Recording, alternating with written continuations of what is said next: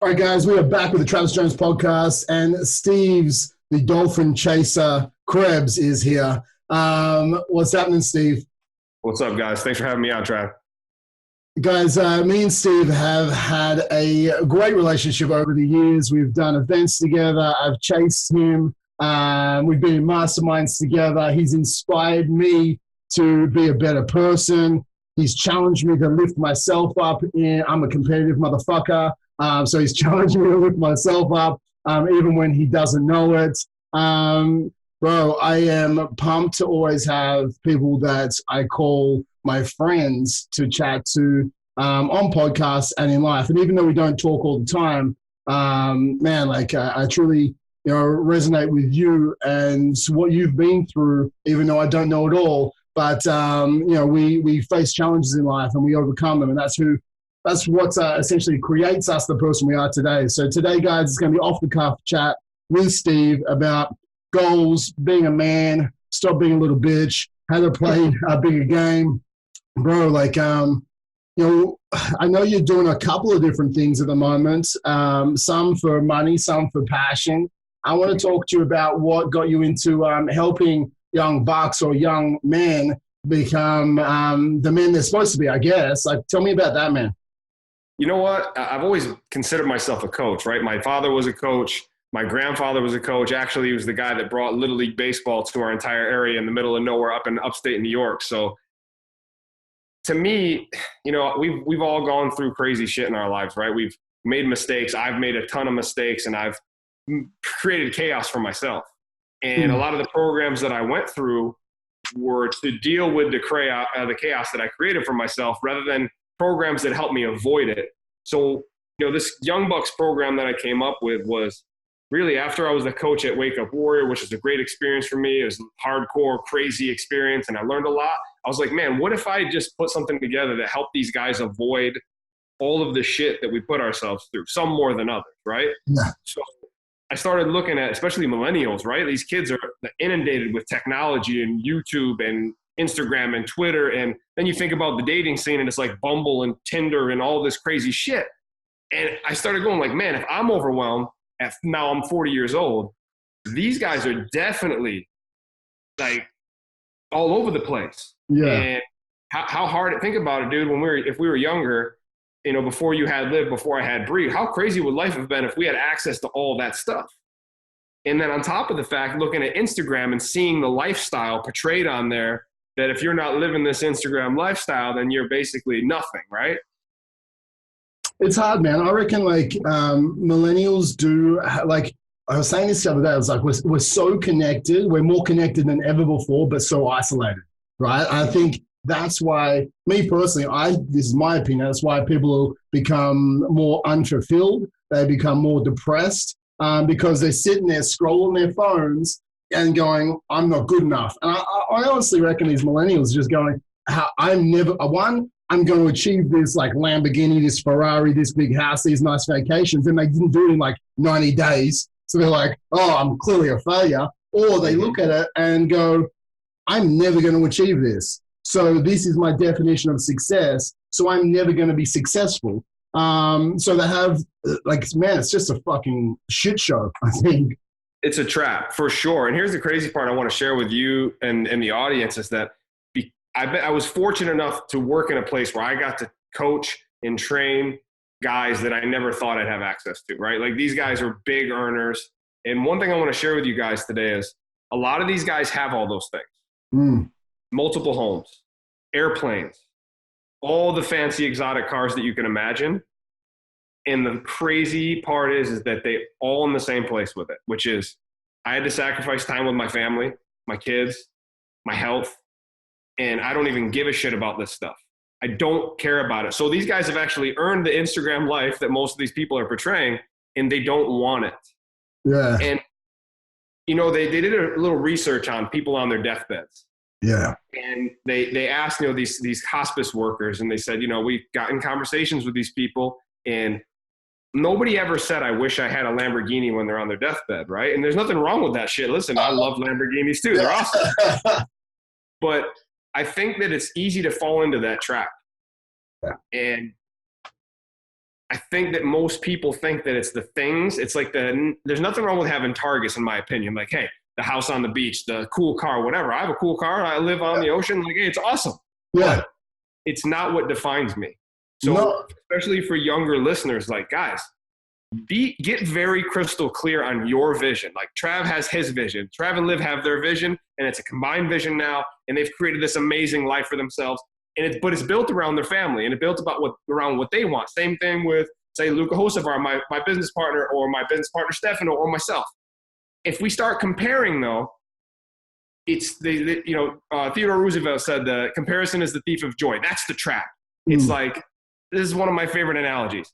Listen, if you go in any NBA locker room and you look over the top of the urinal and compare, you're probably going to be a little disappointed at what you got, right? So, like, guys, stop comparing. Stop. Unless somebody motivates you on social media, stop following them. Yeah. Because I call it cutting the head off the snake, right? It's just creating this life for you that you're never going to feel joy. You're never going to feel content. You're never going to feel fulfilled because it's never going to be enough. And I think that is the biggest trap that we all experience. It's one that I'm sure Trav's dealt with. I can speak for myself, and of course I've dealt with that. Where you start looking at like, well, man, I'm not Gary Vee. I'm not Grant Cardone. I'm not, Jeff Bezos. Yeah. And I don't know, man. I was just watching a video today. It was actually Gary Vee, and he was saying, like, we're so crazy about how we compare ourselves, like what success is like, to taking home $1 million a year. But when in reality, it's like you're still in the 1% if you make, $100, $200, $300, $400,000 a year. But that's the thing, right? Like, they did a study in the US, and it was like, after you start taking home like $80K a year, happiness doesn't start increasing. Yeah, you can do other cool shit. Like, I'm not saying you can't do cool shit, but because when you go back to like Maslow's hierarchy of needs, you got a roof over your head, you can feed yourself, and you have security for like your family if that's what you want. It doesn't matter essentially anything else. Like, then, okay, cool. Am I happy right now? If I'm not happy, then I'm not going to be happy with $500K. I'm not going to be happy with $1 million. I'm not going to be happy with $10 million. So if you're doing $80,000 and you're not happy, like, you got shit you got to fix in your head before you start making more money. If not, like me, like you'll just fuck yourself up until you figure out your happiness. Exactly. I tell everybody this, like, money is an experience enhancer. It's like lighter fluid on a fire or fun coupons. But if you give a self-destructive human being access to money, yeah, take a lot of drugs and you're fucked up. Yeah, dude. Yeah, you get crazy. Get crazy. And listen, I wouldn't trade all the shit that I created for myself for 1 second. And guys, don't get it twisted. Trav and I are very competitive, and we want all the money. I want all the money. There's nothing wrong with wanting money. The problem that I see is that there's nothing wrong with wanting it unless you depreciate what you already created. If you don't appreciate what you have right now, no matter how small, it's going to be really difficult for you to create more, because you're going to be in the should be game. I should be making more money. I should be doing this. I should be doing that. And then you're shooting all over yourself, and you never actually get to the point where you can create massive success. And to me, guys, listen, success is a person by person definition. My definition of success, guaranteed, is different than Travis's. That's different than Liv's. That's different than your guys. And that's okay. It's interesting, man. I think I love these chats because you make me start to think about different things. Like, I've been reading a little bit about like Abraham Maslow's stuff. Like, I read a couple of his books over the last couple of weeks. And what I love is one of his statements. It's like, what men can be, they must be, or what someone can be, they must be. Like, poets must write and musicians must play. And, like, for yourself, I think instead of going, oh, Gary Vee's successful or someone successful that you idolize, and that's what they are, so that's what I'm going to be. It's like, no, like, look within, and what can you be? Then you must be that. And I think that's what these guys who are truly successful did. They looked inside themselves first. They didn't look at, their idols and just start to, walk in their footsteps. It's like, no, what can I be? Okay, I must be that. And it's true to like your authentic self. And he talks about essentially as, again, like, being authentic is being an author, right? It's the author of your life. So how can you be the author of your life if you're trying to play someone else's movie, or you're trying to be the character in someone else's book? No, it's like, you're writing your story. You are being yourself, so you must be you. and every single day you're writing the pages. And that doesn't mean like some of those pages in that book are going to be fucking horror, right? Mm-hmm. But the hero's journey means you have to fall over to triumph. That means the bigger the goal, the bigger the challenge, the person that you must be, the bigger the journey that you think that you can overcome. It means that it's probably going to be the bigger the trips, because trust me, you are going to fall on your face. But so many people fall on their face and then they go, okay, I'm going to stay here now. So what do you think? How do you think people climb out of the pit? Number one thing, like, just going off of what you said, which is super valuable. Like, you guys got to understand, like, I train jiu-jitsu. I've trained jiu-jitsu for 12 years. They say there's no wins and losses, there's wins and lessons. And we've heard this over and over again, but if you don't look at it that way, you're not going to stick with the sport, because I get my ass kicked. I train at one of the top 5 Brazilian jiu-jitsu schools on the planet down here called Fight Sports. And I walk in, and if I go to advanced class, there was 20 black belts on the mat the other day. Competitors.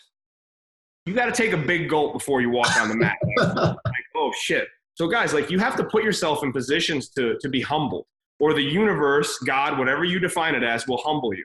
It's just the way it works. And the way I look at challenges, like TJ said, is like, I look at it almost like back in the day when you had a BMX bike. Yeah. And the harder you pedal, the more wind resistance you feel.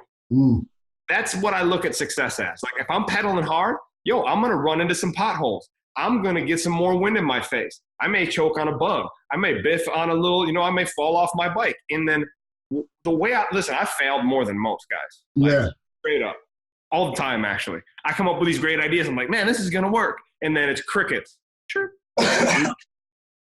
What I do is I just have a short-term memory about those things.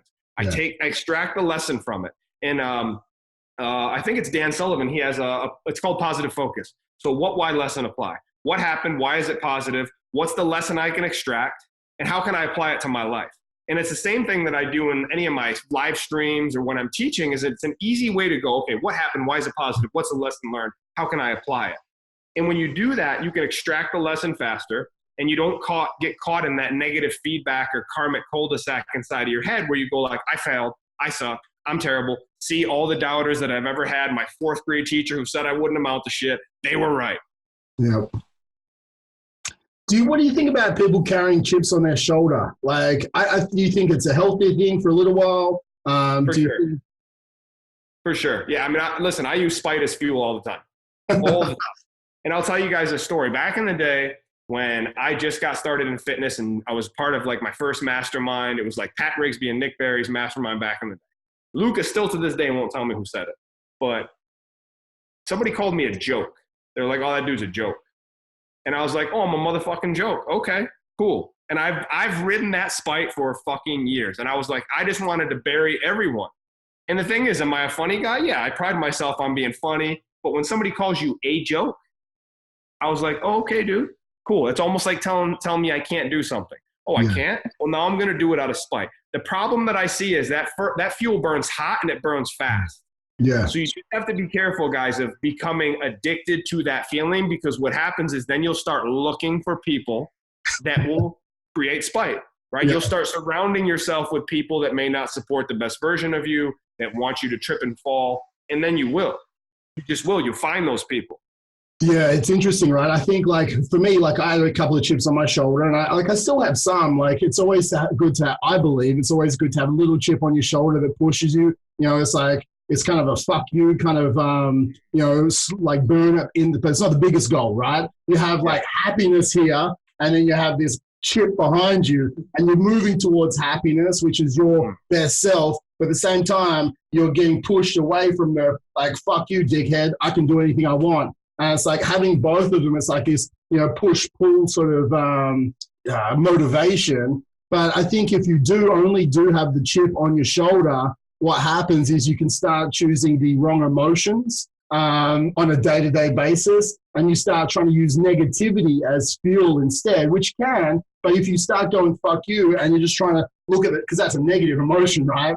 And all of a sudden you start to see more negative around you instead of more positivity around you. And then I don't think you can be a true leader.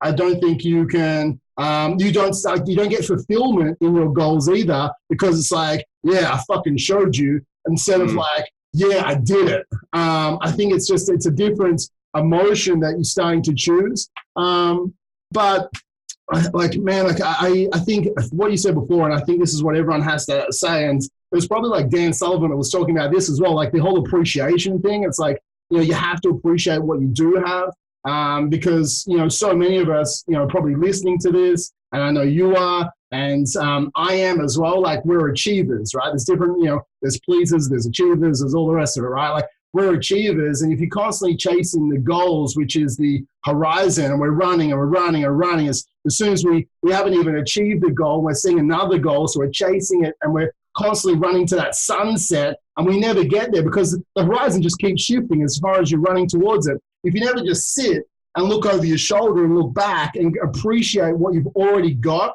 and appreciate what you've already achieved over the last 90 days, then you're going to be sucked into this void of unfulfillment. And I sat there for a good couple of years, waking up every morning feeling like I hadn't achieved goals because I kept shifting the goalposts, because then I was like, what am I doing? I'm a loser. I'm a failure. I'm not achieving anything. But in reality, like, I went from 1 to 4 to 8 gyms, whatever it was, and I kept shifting those goalposts. So I'd never actually achieved my goals. But I think for everyone, if you sit there every week, every 30 days, every 90 days and look over your shoulder, it's like, shit, man, like I've got a wife, or shit, I've got kids, or shit, I made some sales, or shit, I've got 2 legs. And like, I actually like came up and I did some fucking videos this week, and I rose to the occasion. Do you think that we don't have enough self-love? Do you think that's one of the things going on? I think we're trained not to appreciate, right? By marketers, by advertisers, by the media, by being human. I remember playing football as a kid, and like I'd make a play and the coach, my father, everybody would be like, well, act like you've done it before. Yeah. Don't celebrate too much. And it's like, I think in society, we're just taught that. We're also, if you think about it, like the idea of success, there's that analogy of crabs in a bucket, right? If you try to crawl out, other people pull you back down. So you don't want to make others feel bad by celebrating too much, and you don't want to rub it in their faces. And I think that it's this weird, and I do feel like the feeling of unworthiness plays a part in that.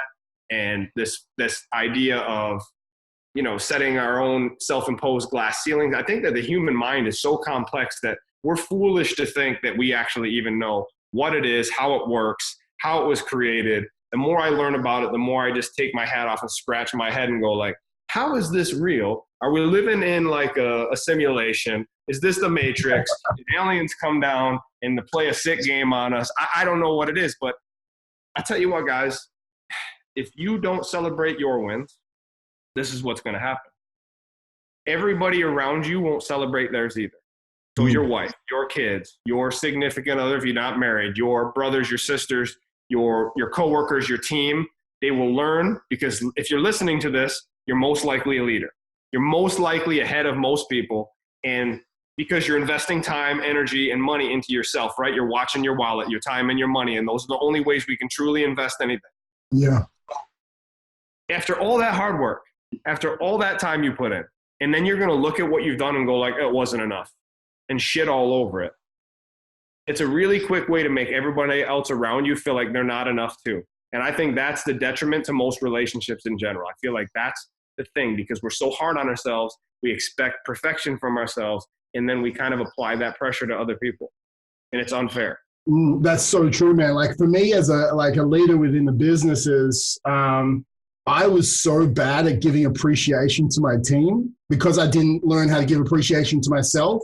So like most people strive off, whatever love language, but words of affirmation, people want to feel like they're doing good for you. They're literally putting it, like, if they're saying we're at war, okay, and we're, business is war, and our war is against, say, for the gyms, it's like obesity, and we're rocking up every single day, and we're fighting to change lives, and they're literally putting their bodies on the line to fight this fight for you, and you might not have had 30 sales this month, you might have had 22, so instead you're like, guys, what the fuck, you didn't make 30 sales this month, what's wrong with you? Instead of going, guys, you made 22 out of 30. You fucking stood up to the plate, you swung for the fences, and you nearly hit a home run. Like, you crushed it this month. You did this right, you did that right, you did that right. I know our goal was 30. We hit 22. Now, what can we learn from this to make sure we try and hit 30 this next month? But I want to tell you, like, I saw that you stood up to the plate and you were truly committed to actually achieving this cause with me. I think if we can appreciate people more, then people will be willing next month to step up to the plate again. Because if you just fucking tell people they're a loser because they didn't achieve their goals, man, people will only fight for you for so long because people don't want to be on a fucking losing team, two, be called a loser. If you lose and you say you gave it your all, thank you so much, now let's go again, people are willing to come back next week and play the game again. I think that's so crucial as a leader. Agreed. I think that there's an old school training technique, right, that we used, which was praise, correct, praise. You're doing a great job. Yeah. Here's what I see that you can do better, and then praise again. And dude, I used to be very harsh on myself too, like super harsh, super, super critical. And I'm from an area in upstate New York where people are critical in general, right? It's a lovely place, but also a little negative. So it's natural to be a little hypercritical. And I've had to work on that with myself, with the way I talk to Bree, with the way I deal with other people. And it takes time, guys. That's the other thing. I feel like patience is a virtue, and it's a virtue that takes work every single day. Your patience is going to be tested, especially when you're trying to build huge stuff. Like TJ said, he's doing multiple gyms and marketing and all these other things and coaching, consulting. I mean, that's a lot of shit to do in a day. And if you guys aren't there yet, that's okay. It all depends on what? Your vision of what you want to do, because the second you try to play somebody else's game is the second you lose. And it's also the next step for you is what? Set up games for everyone else in your lives that they can't win because you're setting unrealistic expectations. It's crazy. It is, man. And also, like, when we're looking at expectations and when we're looking at other people and trying to live their life, or you try and judge your life based on their life, every amateur or every athlete was once an amateur, but you could be playing totally different sports as well. So it's like you're a javelin thrower and you're competing with someone who's playing like football. It's like there is no comparison whatsoever. I think also, like, they could have been playing for the last, like, I've been in the fitness industry for 16 years, right? Like, you can't, if you haven't been into the industry for 16 years, like, you can't compare yourself anywhere close to me or what I'm trying to achieve or the life I had before fitness, because that set me up to where I am now as well. Like the challenges that you need to face in life, and every challenge is different. I think we need to have patience within ourselves, and we need to play our own game, our own roadmap. And I think we need to stop, like, when I played footy, like, there was a whole thing, like, you run to the line. It doesn't matter if you're playing, like, NFL, rugby league, or anything like that. Like, there was a whole thing. It's like, don't pull a handbrake when you hit the line, because if you're running at your defense, and there was this, you call, like, you pull your handbrake. It's like, if you pull yourself up at the defense, someone's going to knock you down really hard. And you don't want that. Like, you don't pull a handbrake up. You run through the line. That's running through the resistance. Because if you run through the resistance and you run hard enough through the resistance, that's probably when you break the tackle and you'll get the touchdown or score the try, right? You just can't have handbrakes in life.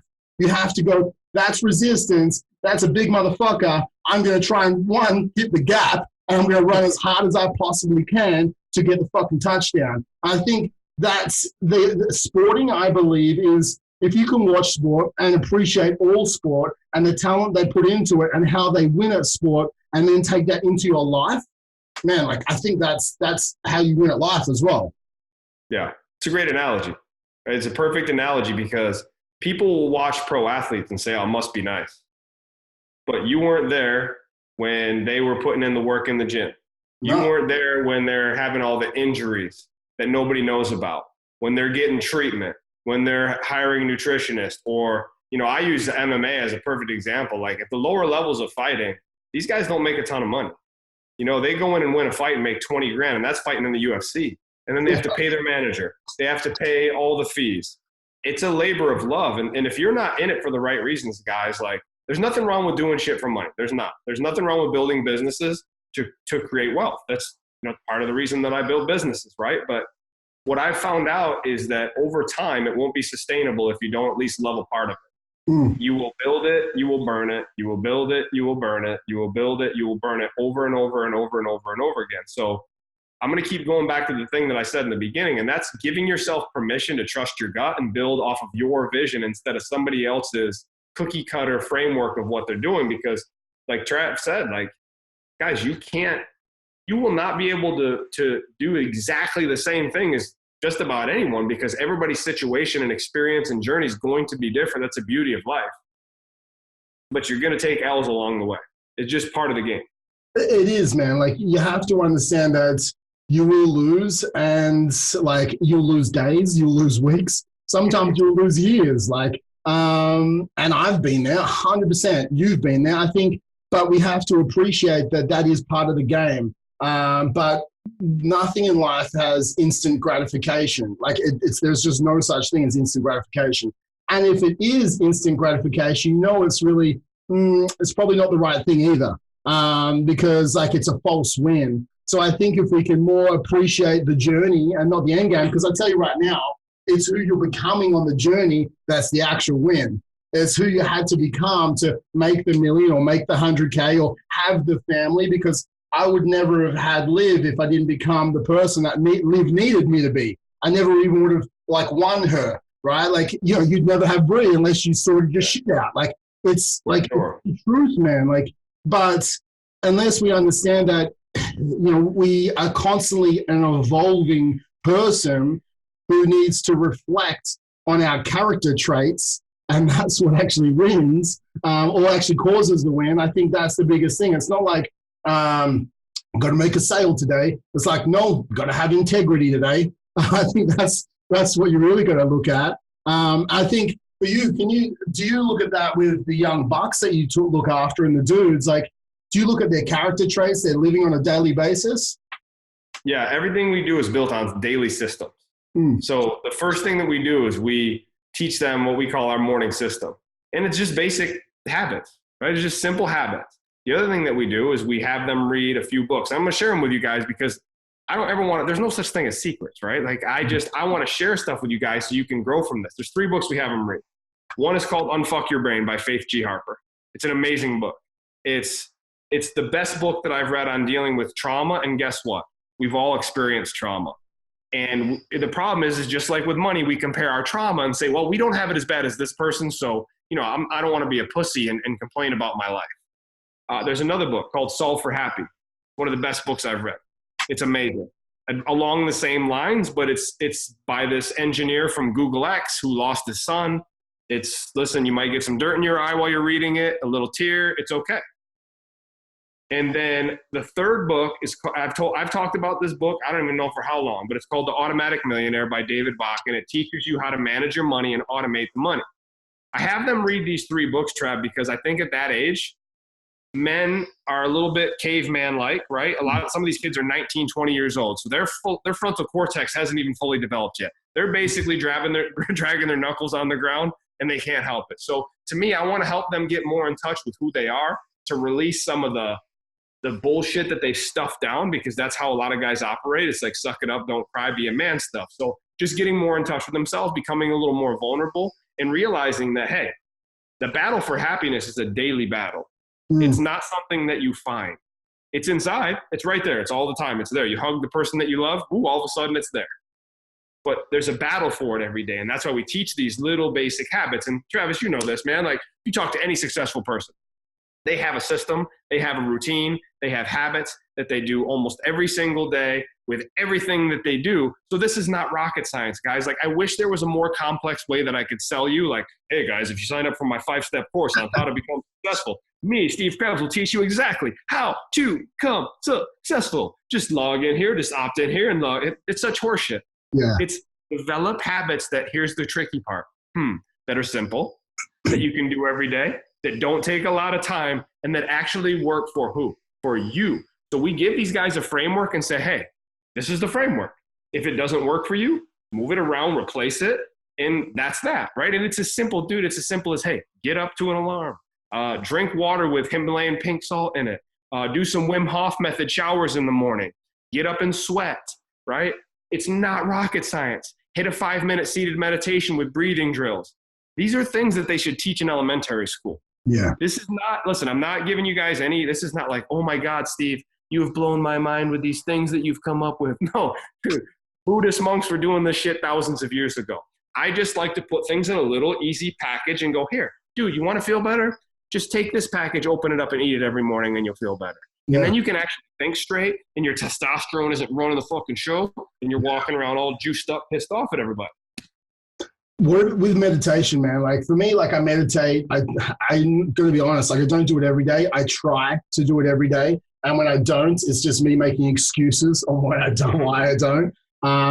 But like, it's interesting, man. Like I've done the Wim Hof stuff. Like I like doing cold showers not because, oh, you're going to burn brown fat or whatever the fuck it is. Like I like jumping in the cold shower because when I get out of a cold shower after 3 minutes and stuff, when I do the cold shower, I don't go in there and I'm like, like standing in the cold shower. So for anyone who's not watching the video, I did not just masturbate. Like with me, like I jump in the shower.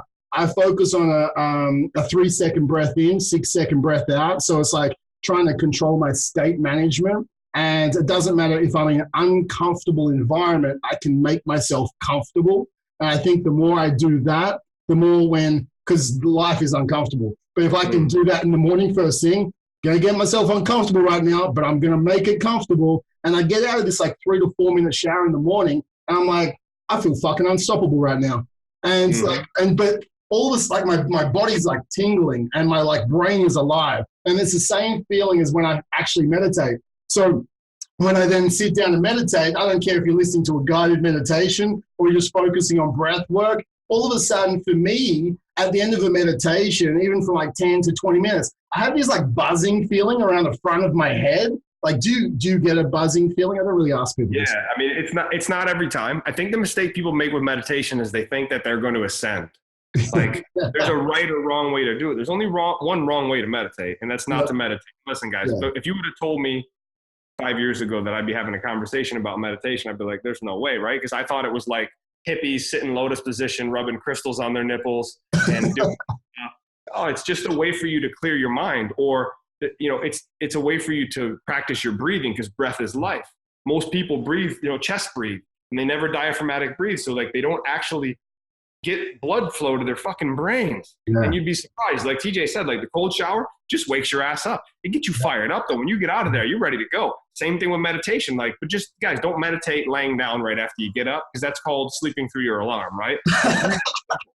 So we have guys just start at 5 minutes, or girls, whatever, start at 5 minutes, practice your breath. You can do cylinder breathing where you picture a cylinder in your chest and you fill the water up, the water comes out. There's a million different ways to do it. There's literally no wrong way to do it unless you don't do it. Another beautiful part about meditation is you're just investing time in yourself. It's just time to calm the fuck down. Do I do it every single day? No, I don't. And guess what? That doesn't me considered a failure because I didn't do it that day. Obviously, I just got busy and I didn't find it important that day to do it. But at the end of the day, if I do it more times than not, like we talked about earlier, it's still a win, guys. Yeah. It's not a loss because I broke the chain for one day. No. If I do it more times than not, that's a lovely little win for me. And my mood is better. I'm not reactive. I'm more creative. I'm more apt to invest time into other things that make me feel good. So it's these tiny little needle movers, right? Little tiny hinges swing big ass doors. It's so funny, right? It's so funny. Like people think that it's like, okay, like you said, like you sign up for my 5-step course. It's like, there is no big things, man. Like it is like just moving, like for any business owner.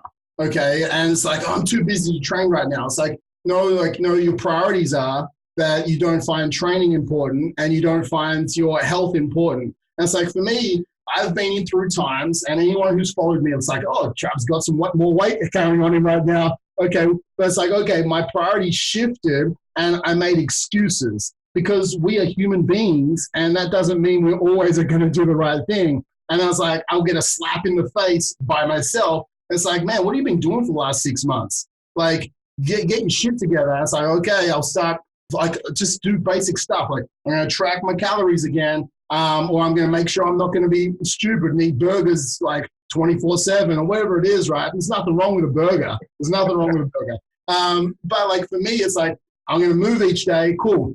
Don't care if it's for 10 minutes. I'm just going to move each day. Okay. And if I don't today, well, I'll make sure I'll do it tomorrow. It's like, okay, cool. I'm going to try and sleep. Like for me at the moment, I need to get back into a better sleeping routine. Like I was so good with sleeping like a couple of months ago. In the last couple of months, the last 8 weeks, I've been going through some shit. And I'm like, I didn't make sleep a priority. And like 2 days ago, I was like, fuck, bro, like an internal talk. I was like, fuck, bro, you need to get your sleep together because you are such a better person actually getting the rest of your habits in line when you sleep. What do you think about that? Like sleeping, like. Well, I personally, dude, it's the most important piece, right? Obviously, nutrition plays a big part in getting results in fitness, but also for you getting results in every aspect of your life. When men are tired, we become grumpy assholes. And, you know, fatigue will make a mouse out of any man. You know, you can look at any sport, specifically, like I said, I love combat sports. So you watch a fighter that could be the baddest motherfucker in the first round, and then they get tired. And then all of a sudden their punches are slower and they can't get their hands up and they get taken down and pounded out. So guys, quality sleep matters, right? And there's a plenty of like apps and things, the Oura Ring, all these things you can wear that'll track your sleep and show you, you know, what your readiness level is and all these things. And listen, it's just a measurement. You know, you may not stand by all these things and say, oh, this is horseshit, that's horseshit, that's fine. But the way I look at it is like, what gets measured gets managed. And if you're aware of this, awareness precedes change. So if you know your sleep's off, Trav knows like, hey, if I don't sleep a lot, I'm probably a little like more of a dick to live, or maybe I, you know, might snap at the boys. The same thing with me. If I don't sleep right, I'm a dick. Or if I'm super hungry, same thing. I'm like a child. So I know that these are the things that I have to make sure are important to me. Just like martial arts. If I don't train martial arts, guess what? You're dealing with evil Steve-O now, and he's going to be grumpy. So guys, like, I think we put the cart in front of the horse a lot of times, which is, I don't have time. I got to work on this project. Not realizing because you're not making time for yourself, you're not making time for even a 10, 15-minute workout, you're hampering your creativity. You're hampering your ability to problem solve. And now you're just going to stare at Facebook for the next 4 hours and then wonder why you didn't get anything done. I actually have never thought about the analogy of, you know, being in a fight and like watching the guys in a fight, you know, like, you know, whatever fighting you're trying to watch, like 4 rounds in, 5 rounds in, they start making reactive decisions in their fighting rather than proactive decisions. I know fighting is reactive, but you come in with a plan. And when you get more fatigued, your plan goes out the fucking window, right? Yep. And that is the same as life. Like if you're not sleeping correctly, then rather than waking up proactively, you wake up reactively and you just start making stupid fucking decisions, right? And you can't see the punches getting thrown at you, or you can't get out of the mood, whatever's going on. Like, so like I have actually never thought about it like that, but it's so true that fatigue in a fight is just like fatigue in your business or in your life, and you just start doing stupid shit. So like, it's for like fatigue management, you know, protecting your energy is probably one of the biggest things you can do on a daily basis to win. So if it's like, oh, I need to, you know, sleep for 7 hours, non-negotiable, whatever the fuck it is for you,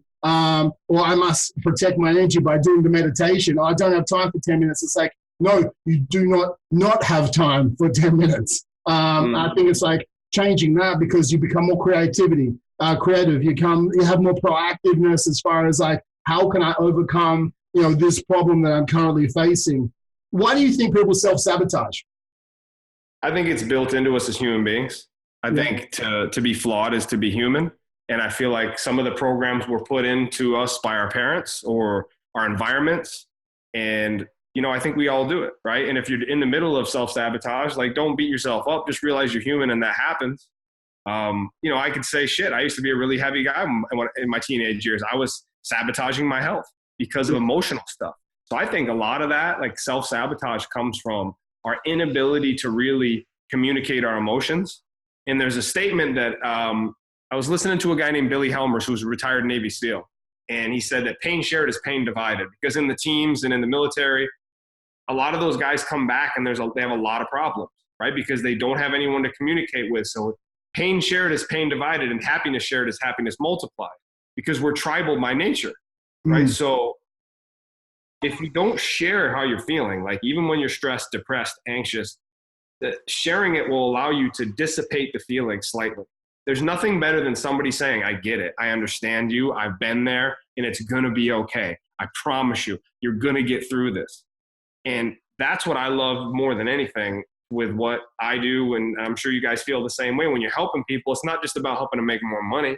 It's about helping them deal with the pitfalls of charging hard in life through business, through success, through money. And that, dude, there's so many things that can get in the way, but self-care and like number one, and that helps you reduce self-sabotage, right? Yeah. These two things are very connected. Self-care, if you invest in self-care consistently, then self-sabotage will happen less and less and less and less and less. And that's the beauty of it. You don't take care of your sleep, you're going to be reactive and grumpy. You don't eat healthy, you're going to break out in your skin, you're going to feel like shit, your energy levels are going to be all over the place. You don't train, you're going to be a little more aggressive. It's really simple, guys. It is actually so simple, right? Like, but because we think it's complex, and same as like, because we're taught that it's complex, we think it's a complex answer. And it's like, no, it's actually not a complex answer. It's not an easy answer because it requires discipline, okay? But it's a simple answer that you probably just don't like. It's like, you just have to be disciplined. And it's like, how does discipline happen? With micro habits every day. And if you miss a day, you don't beat yourself up about it. You just get back on the horse the next day. I think that's such a crucial thing. Do you think leveling up as a person, like what are your thoughts around leveling up, becoming the next evolution of yourself? How do we understand how to become the next evolution of ourselves? Do we need to become the next evolution of ourselves? Like, what are your thoughts around this, man? Yeah, it's such a crazy concept, isn't it? Because it's like improvement is the name of the game. Adaptability is how all species survive. Yeah. Flowing like water. Like, but I think in our society now, because of self-help, because of all the gurus out there, I think some of it can be a trap as well. Like, to me, I was talking to Bree about this earlier. I'm like, man, life is so crazy because I think I'm more close to the true version of myself than ever before. And when I mean that, it's like the 6 or 7 year old version of myself. I was very soft-hearted when I was a kid. I was open. I didn't hide my feelings. If you look at little kids, they tell you straight up, or they'll cry they don't give a shit if they're in the middle of a store. They'll lose their shit. And then over time, we're taught that's not okay. So it's wild, man. Like, I just turned 40, which is weird in itself. Like, I don't feel 40. It's strange as shit. I'm like, wait a minute, 40? Shit, my parents had like all 4 kids, all kinds of stuff. And, Bree and I don't have kids. So that, like, it's a strange thing, right? It's a strange thing thinking like, I need to level up. And I feel like it's just like lifting weights. It's all about repetition. It's all about your ability to put yourself in places to learn from other people, to learn from their mistakes, to learn from their victories, to hire mentors and coaches. Because Trav and I have both done this. We've both put our money where our mouths are, and we've paid lots and lots and lots of money, right, to learn from other people. And I feel like, man, I wouldn't be where I'm at without it. For sure I wouldn't. So, and also look, if you guys look at Travis's office, what do you see? Is it like a big ass TV back there? It's nonstop books and courses. So readers are leaders. Educate yourself. Read incessantly. Hell, you can take Yale and Harvard and a bunny. You can take Harvard courses for free on iTunes.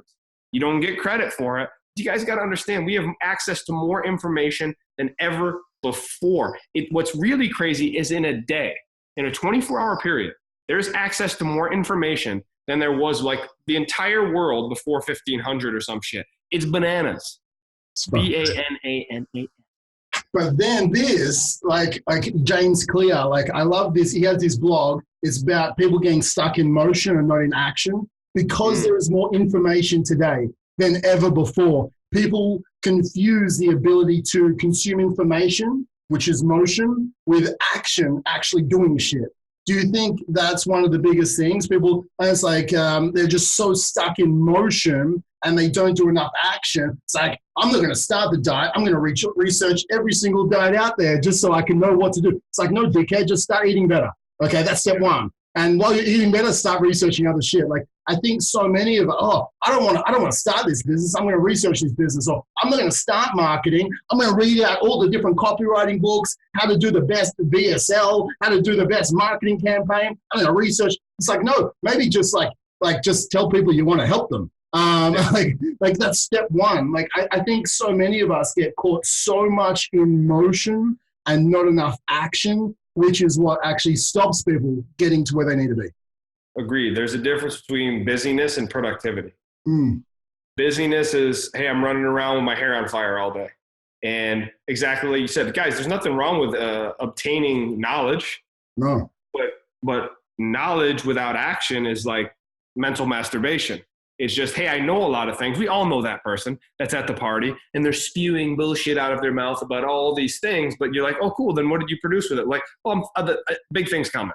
There's big things coming. And it's like, cool, man, I'm not trying to shit on anybody because everybody's just trying to do the best that they can for themselves and their families. But guys, more information is rarely the answer unless you're at the very beginning of your career. If you're at the very beginning, regardless if it's fitness, coaching, you need to put the reps in. Mastery, they say it's 10,000 hours. I think that's horseshit. I think it's like a fucking infinity amount of hours. The minute you call yourself a master, oh, dude, the universe is coming, just so you know. Yeah, dude, I use martial arts all the time. The guy I train under, Cyborg Abreu, like he's a savage, dude. World champ 7 times. Like, I don't even roll with the guy because it would be a waste of his time because he's that good. People call him master. Does he call himself master? Nope. Why? Because he knows there's more to learn. Yeah. So I don't think there's any such thing as mastery. I think there's levels and layers to it.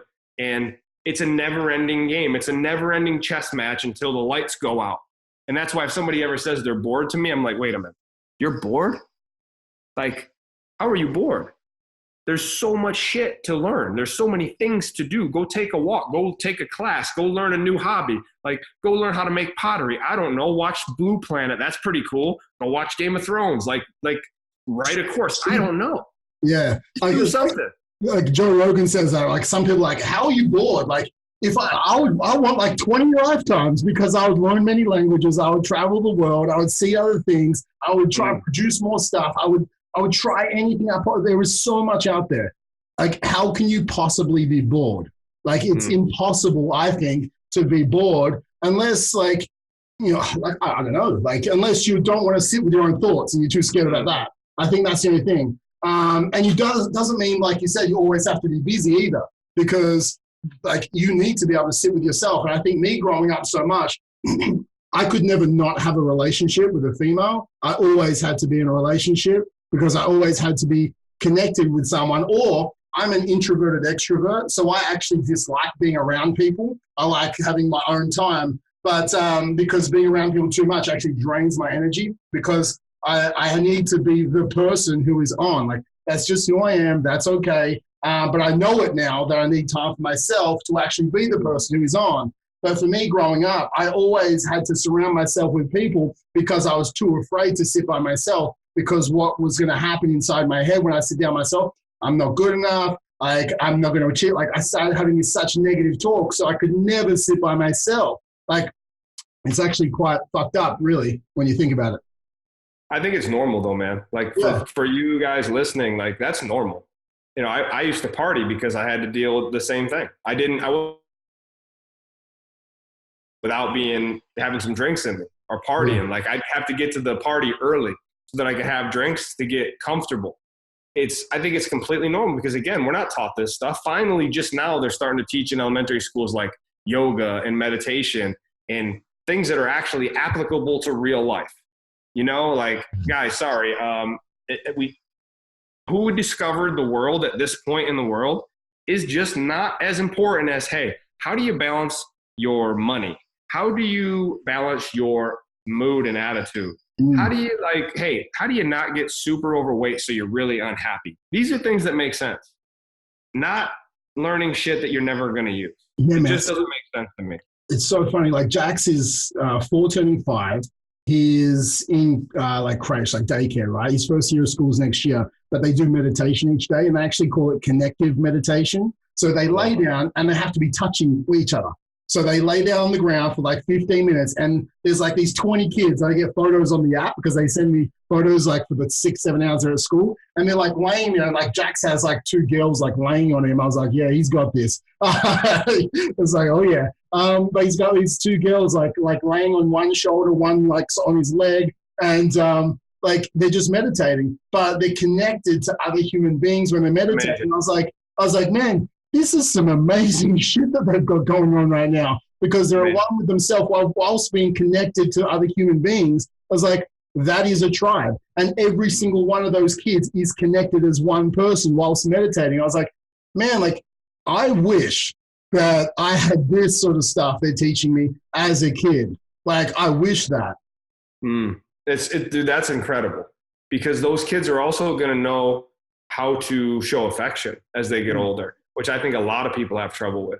A lot of people don't have the ability to accept it as well. It's awkward, right? To really connect with someone, to look them in the eyes. I had to work on this for like a whole year. It was hard for me to really like look somebody in the eye. I was just like, it was weird to me. I was like, what are you looking at? Stop. It's weird. Stop. So yeah, guys, like, man, there's so much to talk about. I think Trav and I could have a podcast for the next 3 weeks and just keep going from thing to thing to thing to thing.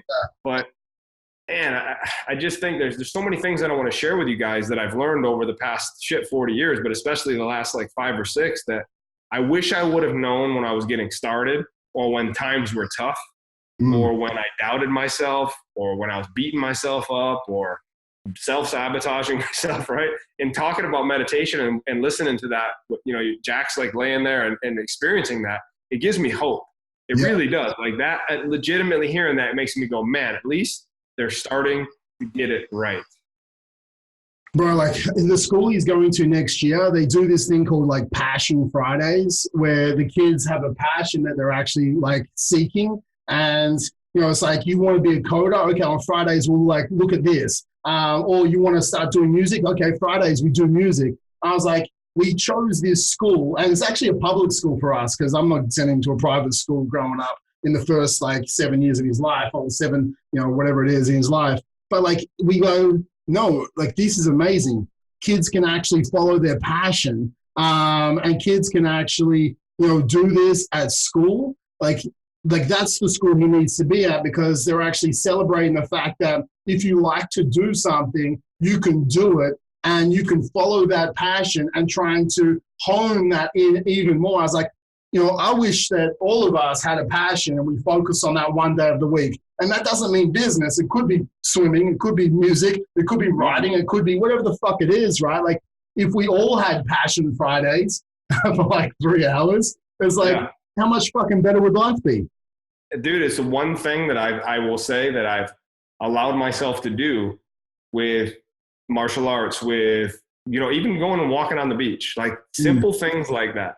But if you guys don't give yourselves permission to have a hobby, you're going to burn out, and you're not going to be a well-adjusted, fun person to be around. You're going to be a weirdo. Like, no offense if you're a weirdo, like I'm a weirdo too, but in a way that you feel socially awkward, where you don't feel like life is meaningful for you. If you don't have that thing that lights you up right now, give yourself a chance to seek it out. Like, go try new shit. I completely agree with you, man. Like, I think for us, you know, if you don't have some form of hobby that excites you, because most of it's like, oh, I can't have a hobby right now, I'm just focused on my business. If you don't have a hobby, you become this like one-dimensional person, and you are not going to be the person that people want to be around anyway, because you won't have that sense of fulfillment, because we always want to have something that we enjoy outside of business. We always want to have something like a relationship where we're connected with. We also want to have a business or something that's driving us forward, even if it's a job or a business, something that we're feeling fulfilled with, like we're providing security, we're growing ourselves in some direction. And then like we have to be in touch with ourselves, like spiritually, like understand ourselves a little bit more. I think if we can have this, you know, less of just, I am just this, and I identify only as a business owner.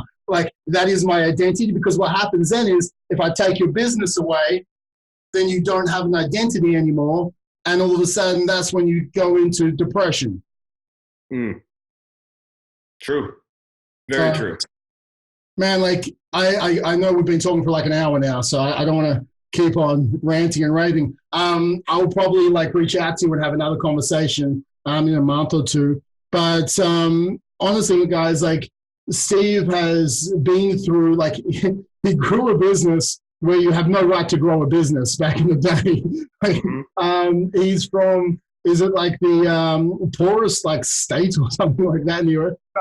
It was ranked top 10 worst places to own a business in Forbes magazine in 2012. Crushing it. Yeah. So, and like, you know what, man? It's like, that's why when people say I can't, or they say like, you don't understand, I'm just like, listen, man, like, and listen, home is home for me. And it's like, home is like a little brother. right? It's like, if you're from there, you get to talk shit about it. But when other people do, you get real defensive, right? So yeah, it's weird, right? And now that I've grown up and I've lived in San Diego and now I live in Miami, but I still go back home, you start to appreciate where you're from. And yeah, guys, listen, like, it's not the best area to own a business. It's tough. The average income is about, I don't know, 45 to 50 grand per like home, like household income. And there's people there that make a shit ton of money just like everywhere else. But, you know, it was a really good experience for me to build a business in a place where I wasn't supposed to. And I tell this to all people all the time, Trav. I'm like, yo, I'm from Floyd, New York. If Google that shit, right? Like, I'm from the middle of nowhere, farm country. My dad owns a body shop to this day. He's worked on cars forever, and I learned a lot from him. My grandmother still lives in the same house where she raised all her kids, and I go to see her as much as I can when I'm home because I learned my work ethic and my stubbornness from both of them. And my own mom is like hustling Plexus right now, like selling that shit like a champ. And when we were kids, she sold Avon. So I watched my parents like always working really hard. It had a small town mentality, and I feel very blessed to be raised there. But man, I'll tell you what, building a successful business there was not easy, and to sustain it was not easy. It was almost 10 years before I sold it. So if I can do it, you can too, because there's nothing special about me except for the fact that I'm just persistent and consistent and almost too stubborn to listen to people that told me that I couldn't do it. I think that's a crucial thing, guys. Like, so like wrapping this up, right? Like, I think, you know, for everything we talked about today, it's like, you know, you have to have your micro habits. You have to have some form of fulfillment. You have to look after yourself. You have to have some self-love, and you have to have, you know, to be successful in anything, body transformation, you know, in a good relationship, you know, in a business, like, you have to have the grit and have that stubbornness, like that sort of, so consistency, persistence, resilience, like you have that sort of grit matrix wrapped up going, no, like, if this is worth it, like, you know, the juice is worth the squeeze, right? Like, I am literally going all in. And I think that's it. Like, I'm going all in on my relationships. I'm going all in on myself. I'm going all in on my business, because for me, I think that's the biggest thing that people need to, like, it's like, I should have a good relationship. Like, no, I must have a good relationship. It's like, oh, I should have a good, no, I must have a good business. Because when you commit, that's the difference. And that doesn't mean you always get it right. You won't at all, but you committed to get it right, knowing that you will get it wrong. And when you do get it wrong, you're going to get that feedback measure so you can get it right next time. Bro, like, thank you for your time. As always, man, it was always good to catch up. If you can say one last thing to anyone listening, what would you say?